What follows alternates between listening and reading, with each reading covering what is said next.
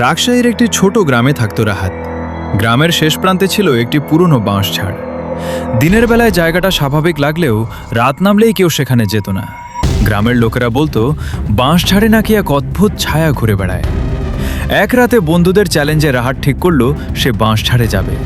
হাতে একটা টর্চ নিয়ে সে রাত 12টার দিকে সেখানে পৌঁছালে।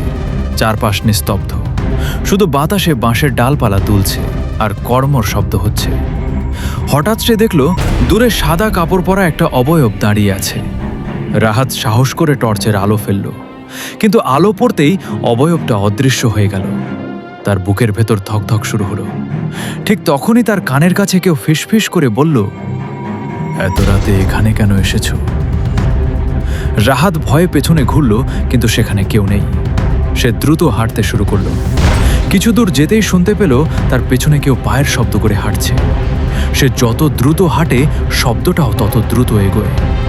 একসময় সাহস করে পেছনে তাকালো, কেউ নেই। রাহাত স্বস্তির নিঃশ্বাস ফেলতে যাবে এমন সময় টর্চের আলো নিভে গেল। চারদিকে ঘন অন্ধকার। হঠাৎ অন্ধকারের মধ্যে দুটি লাল চোখ জ্বলে উঠল। চোখ দুটি ধীরে ধীরে তার দিকে এগিয়ে আসছে। রাহাত দৌড় দিতে গেল, কিন্তু তার পা যেন মাটিতে আটকে গেছে। ঠিক তখনই আবার সেই ফিসফিসানি, আজ এত বছর পর একজন এলো। পরদিন সকালে গ্রামের লোকেরা বাঁশঝাড়ের পাশে রাহাতের টর্চটা খুঁজে পেল, কিন্তু রাহাতকে আর কখনো খুঁজে পাওয়া যায়নি।